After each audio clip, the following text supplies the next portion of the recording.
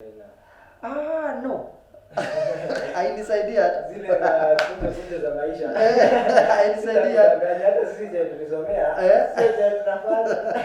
Hainisaidia because I'm a radio presenter now. Yeah. And I'm doing a lot of advocacy for the rights of persons with disabilities. Yeah, and I'm working with the disabled persons in the sub-county. So hiyo kazi haikunisaidia sana, but I hope it will help me because I'm aging. Nikizaka kidogo maybe itanisaidia. Besides tunafanya kazi radio. Yeah. Operate machine electronic. Yeah, after hiyo ni kidogo. Yeah, we're just using the mixer. Yeah. Okay, so how was life pale campus? Life was good. No, people are educated in campus. People know that they are informed. They know that PWDs should be considered at least with a special touch. And I felt good. I felt okay. Campus was nice. I got a girlfriend in campus. Wow. So I dropped her after some time. You dropped her? Why? And then how did you meet? No. I met with her.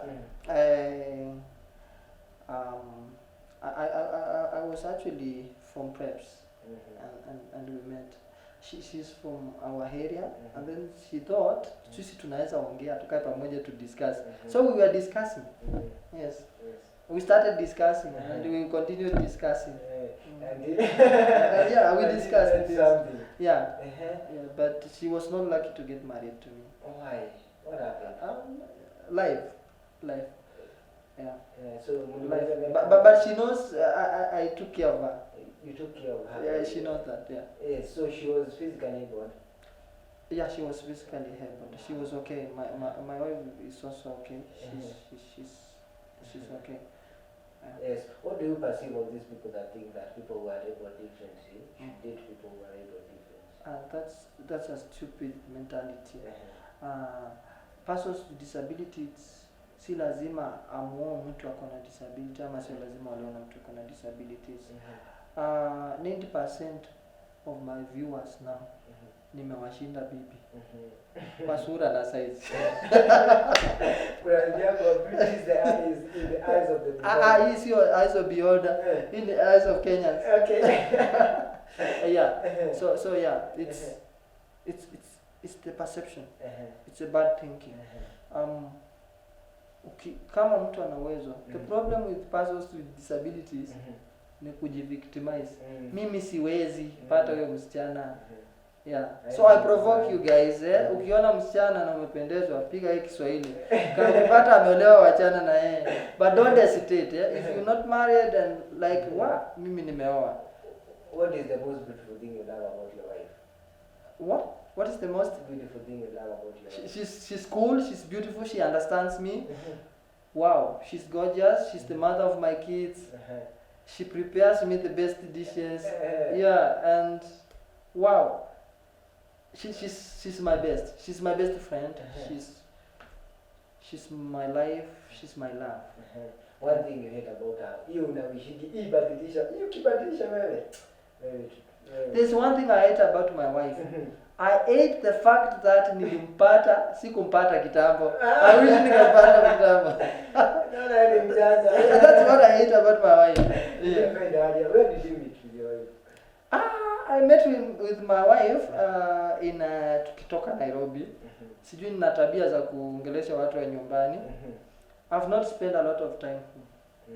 So I've spent a lot of my time in schools na nikifanya vitu zingine, seminars and I've not spent too much time with my family. So mostly shule zangu ni za boardings, So sikuwa namjua hata. So we started talking in a bus. On our way home, we talked and she told me, mimi ni wa kutoka hapa. So okay. So we went like tukafika. Akitoka kwa mlango, then nikamwambia, so would you mind getting me your number? Nishakuwekea kwa simu yako. She was playing she was using my phone. She was playing a game. So kumbe ashaniwekea number. Yeah. And I was like, nilipofika I called her and that's our love journey. Yeah. vitu zikajifuatisha kwanza hapo. When did you know she's the one? Like, when you're like, this is the woman I've been waiting for. You never know that someone is your part until you get them. Yeah, I knew she's the one.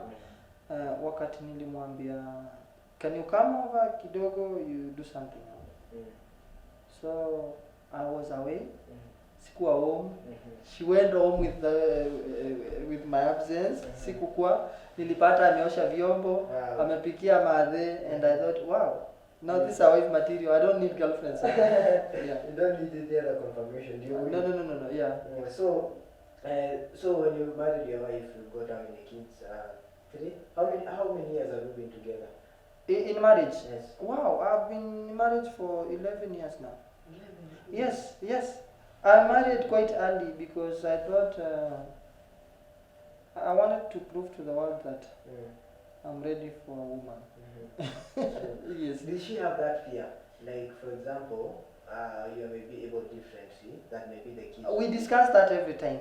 There's a time I asked my wife, why did you get married to me when I have a disability? And she told me, she looked at my eyes and she said, babe, I married you because I saw a future in you. And because I thought you are the most handsome guy I met. And because I chose you. That's what she said. She made me cry in tears. She made me break into tears. Like, wow. I just love this lady. So after that, yes, now you married your wife. Yes. You got the first kid, the second kid. When did you start this mambo ya organization ya kusaidia watu ambao wanaishi na ulemavu? So okay, when after my canvas, I took 2 years away. So I came back to Nairobi. When I came to Nairobi, I was following some statistics from an organization. So I went to station at Mukuru kwa Jenga slums.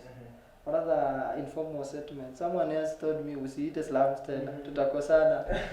So when I stationed there, I thought, why can't I get a small house here? Kwa mabati. Why can't we? What can I associate with these people? Now I tell you the truth.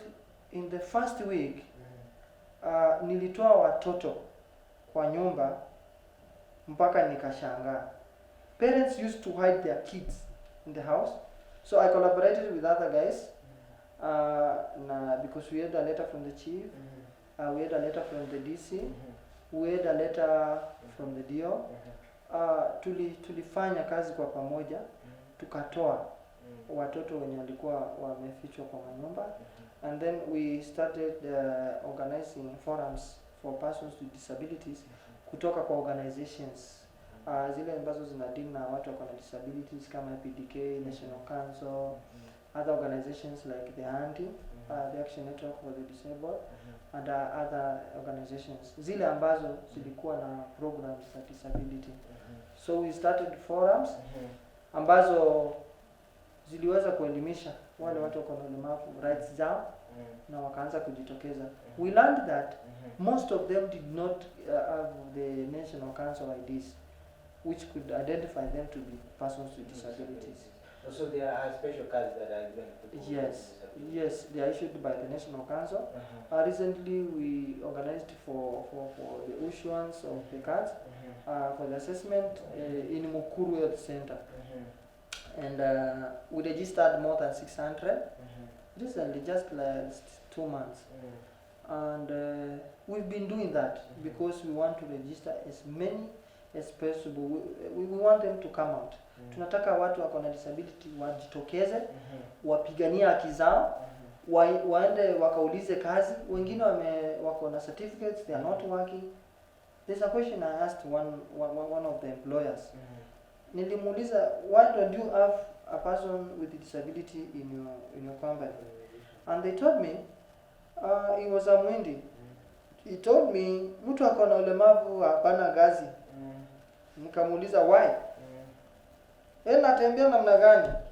Nikamuuliza, does a secretary need to move? Or they need to use their minds and their knowledge to work? And I told him I'll be back here next week, and I hope I will find a person with a disability, or rather, I may use the Constitution of Kenya and get you one. Get you one person with disability. Okay. So you umeniambia kwamba ulitoa watoto wengi pale kwa nyumba Yes. who are living with disability. What made you like the passion? What drove you to go for these people? I did this because I thought about my life, what I had to go through, my education. If kama singekuwa na mtu wa kunisupport, ningekuwa wapi? Remember I told you that my father dropped from teaching kwa sababu ya kugonjeka. Tukakuwa tuna pesa. Ningefanya nini? What could I do without sponsorships, without kama singekuwa mrefu, ningefanya nini? So ukatoa watoto wengi pale. Yes. What was the main reason wale wazazi walikuwa wanasema kwamba wameweza kufungia watoto wao kwenye nyumba? They say wanataka kwenda kutafuta kazi na wana mtu wa kuachia mtoto. Most of the fathers, mama akipata mtoto ako na disability, run away. Huwa wanatoka na waacha kwa sababu wanaona ni mzigo. Yes. That's why watoto wengi walikuwa nafungiwa. Most of them pia wanasema kwamba jamii inawaona vingine, inawatenga wakijua wako na watoto wako na disability, which is a bad notion. So what is wrong with the community? Kwa sababu wana discriminate watu ambao labda mzazi ambaye ako na mtoto ako na ulemavu ama mtoto ako na Yes. ulemavu. What do you think is the reason? The community lacks information. That's what we are doing every day. Giving information to the people. Telling them that mtu ako na disability